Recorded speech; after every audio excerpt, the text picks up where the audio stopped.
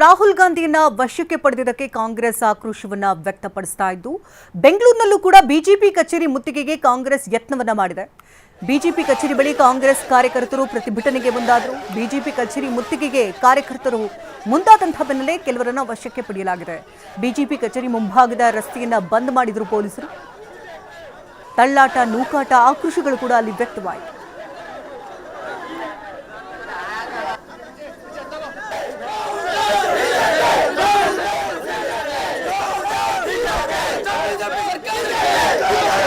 ಇವತ್ತು ಕೇಂದ್ರ ಸರ್ಕಾರ ಇವತ್ತು ವಿದ್ಯಾರ್ಥಿಗಳ ಮೇಲೆ ಅಕ್ರಮ ಎಸಗಿ ಇವತ್ತು ದಾಳಿ ಮಾಡಿದೆ.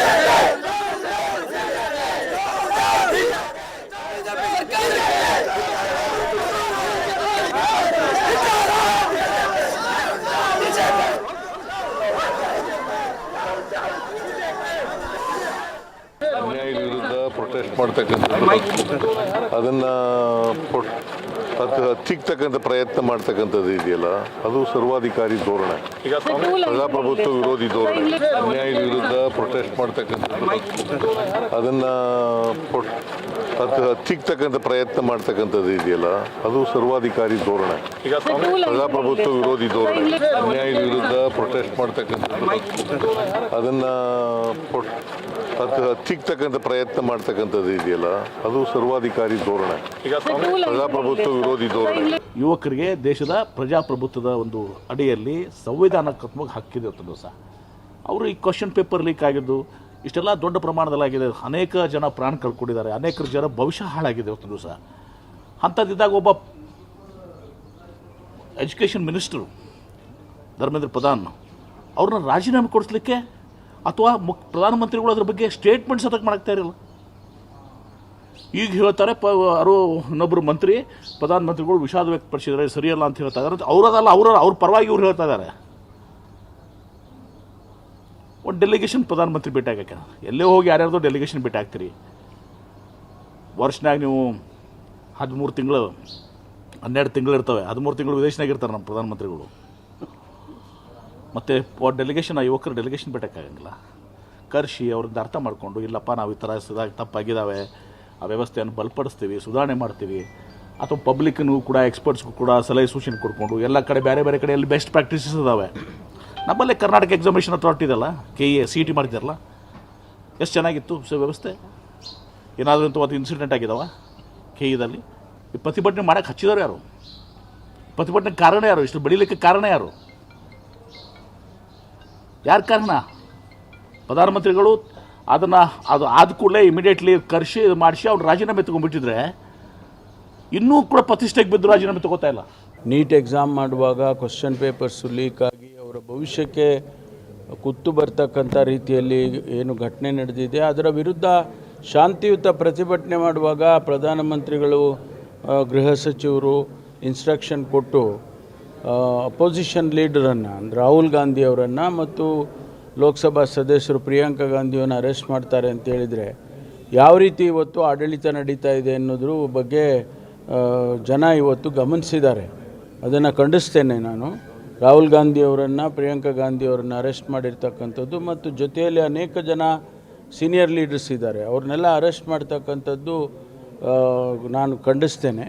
ಮತ್ತು ಇದನ್ನು ನಾವು ಇಲ್ಲಿಗೆ ಇದನ್ನು ಬಿಡೋದಿಲ್ಲ, ಇದು ಮುಂದುವರಿಸ್ತೇವೆ ಅಂತ ಹೇಳಿ ಈಗಾಗಲೇ ನಮ್ಮ ನಾಯಕರೆಲ್ಲ ಹೇಳಿದ್ದಾರೆ.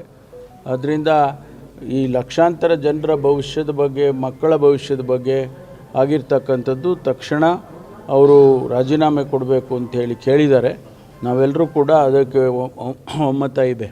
ಮೋದಿ ಸಾಹೇಬ್ರೆ, ನೀವು ಏನು ರಾಜ ಮಹಾರಾಜರ? ನೀವು ದೇಶದಲ್ಲಿ ಜನ ಆರಿಸಿ ಕಳಿಸಿದ್ದಾರೆ. ನಿಮಗೆ ಜನ ವಿರೋಧಿ ನೀತಿಗಳನ್ನು ಅನುಸರಿಸಿದಾಗ ಜನ ನಿಮಗೆ ಎಚ್ಚರಿಕೆ ಕೊಡುವಂಥ ಪ್ರತಿಭಟನೆಯನ್ನು ಹತ್ತಿಕ್ಕಿ ಮಿಲಿಟ್ರಿ ಆಡಳಿತ ಹೇರಿದ ಹಾಗೆ ನಡ್ಕೊಳ್ತಕ್ಕಂಥ ರೀತಿಗೆ ನಮ್ಮ ನಾಯಕರಾದಂಥ ಖರ್ಗೆ ಸಾಹೇಬರು, ರಾಹುಲ್ ಜಿ ಅವರು, ಪ್ರಿಯಾಂಕಾ ಗಾಂಧಿಯವರು ನಿಮ್ಮ ಮನೆ ಎದುರುಗಡೆ ನಾವು ಇಂಥ ತಪ್ಪಾಗಿದೆ ಅಂತ ಹೇಳಕ್ಕೆ ಹೋದವ್ರ ಮೇಲೆ ಗುಂಡಾಗಿರಿ ಮಾಡ್ತಾಯಿದ್ರು.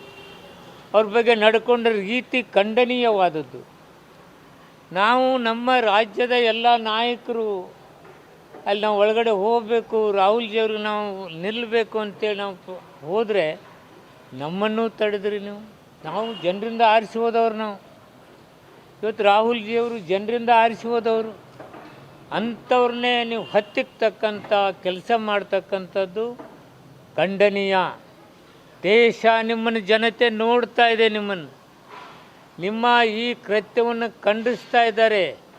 ಇದು ಬೇರೆ ರಾಜ್ಯದಲ್ಲಿ ಶ್ರೀಲಂಕಾ ಮತ್ತೊಂದಲ್ಲಿ ಆದ ರೀತಿಯಲ್ಲಿ ಆಗಬಾರ್ದು. ಈ ದೇಶಕ್ಕೆ ಯುವ ಪೀಳಿಗೆ ಎದ್ದರೆ ಕಷ್ಟ ಆದೀತು. ಈ ರಾಜ್ಯದ ಪ್ರಜಾಪ್ರಭುತ್ವ ವ್ಯವಸ್ಥೆಗೆ ಧಕ್ಕೆ ತರ್ತಕ್ಕಂಥ ಕೆಲಸಕ್ಕೆ ಹಾಕಬೇಡಿ. ಇವತ್ತು ಏನಾಗಿದೆ, ಇವತ್ತು ಚುನಾವಣಾ ಕಮಿಷನ್ ನಿಮ್ಮ ಕಂಟ್ರೋಲ್ ಇಟ್ಕೊಳ್ತಕ್ಕಂಥದ್ದು. ಯಾವ ರೀತಿ ಪೊಲೀಸರು ಗಂಡಸರು ಪೊಲೀಸರು ಹೆಣ್ಣುಮಕ್ಳಿಗೆ ಹೊಡೆದಿರೋದು, 10-11 ವರ್ಷ ಮಕ್ಕಳಿಗೆ ಕಪಾಳಕ್ಕೆ ಹೊಡೆದಿರೋದು, ಅವರಿಗೆ ಯಾವ ರೀತಿ ಬಟ್ಟೆಯನ್ನು ಹಿಂದೆ ಹರಿದಿರ್ತಕ್ಕಂಥದ್ದು, ಇದೆಲ್ಲದೂ ಕೂಡ ಈಗ ತೋರಿಸ್ತಾ ಇದ್ದಾರೆ. ಹಾಗಾದ್ರೆ ಇದು ಸರಿ ಅಂತೀರಾ? ಇದು ಹೆಡ್ಲೈನ್ಸಿಗ ಅಲ್ಲಿ ರಾಹುಲ್ ಗಾಂಧಿಯವರಿದ್ದರ ಅಲ್ಲಿದ್ದಿದ್ದು ಈ ದೇಶದ ಭವಿಷ್ಯದ ಮಕ್ಕಳು ಅವರ ಭವಿಷ್ಯಕ್ಕೆ ಉತ್ತರವನ್ನು ಸಿಗದೇ ಇರತಕ್ಕಂಥ ಸಂದರ್ಭದಲ್ಲಿ ಅವರಿಗೆ ಅನ್ಯಾಯ ಆಗಬೇಕಾದ್ರೆ ಅವರು ಹೋರಾಟವನ್ನು ಮಾಡ್ತಕ್ಕಂಥದ್ದು ಪ್ರಜಾಪ್ರಭುತ್ವದಲ್ಲಿ ಬಾಬಾ ಸಾಹೇಬ್ ಅಂಬೇಡ್ಕರ್ ಅವರು ನಮಗೆ ಹಕ್ಕನ್ನು ಕೊಟ್ಟಿದ್ದಾರೆ. ಆ ಹಕ್ಕಿಗೋಸ್ಕರ ಹೋಗಿದ್ದಾರೆ. ಅವರು ಭಾಳ ಪೀಸ್ಫುಲ್ ಆಗಿದ್ದಾರೆ. ಇದನ್ನು ಪೊಲೀಸ್ ಅವರೇ ಸೆಂಟ್ರಲ್ ಗೌರ್ಮೆಂಟ್ ಅವ್ರದ್ದು ಇಟ್ಕೊಂಡು ಪ್ಲ್ಯಾನ್ ಮಾಡಿದ್ದಾರೆ. ಆಮೇಲೆ ಹಿಂದಿನ ದಿವಸನೂ ಕೂಡ ಅವರೆಲ್ಲರೂ ಕೂಡ ಸೋಷಿಯಲ್ ಮೀಡಿಯಾದಲ್ಲಿ ಹಾಕಿದ್ದಾರೆ. ಇಲ್ಲೊಂದು ಲಾರಿ ಇದೆ, ಈ ಲಾರಿಯಲ್ಲಿ ಕಲ್ಲುಗಳಿದ್ದಾವೆ, ಇಲ್ಲೆಲ್ಲ ಈ ಕಡೆಗೆ ಎಲ್ಲೆಲ್ಲಿ ಜನರು ಬರ್ತಾರೆ ಅದೆಲ್ಲದೂ ಕೂಡ ಮಾಡಿದ್ದಾರೆ. ಹಾಗಾದರೆ ಇದನ್ನು ಯಾರು ಪ್ಲ್ಯಾನ್ ಮಾಡಿದ್ದಾರೆ? ಇದು ಏನು ಅಂದರೆ ಇವರು ಹೋರಾಟ ಮಾಡ್ತಾ ಇದ್ದಾರೆ. ಏನು ಮಾಡಬೇಕು? ಸೆಂಟ್ರಲ್ ಗೌರ್ಮೆಂಟ್ ಅವರು ಅವ್ರ ಜೊತೆಗೆ ಒಂದು ಡೈಲಾಗ್ ಮಾಡಬೇಕು, ಮಾತಾಡಬೇಕು. ಮಾತಾಡಿಕೊಂಡು ಏನು ಅಂತ ಹೇಳಬೇಕು. ಆಗುತ್ತೆ, ಇಲ್ಲ ಅವ್ರ ಆಫೀಸರ್ಸ್ನ ಕಳಿಸೋ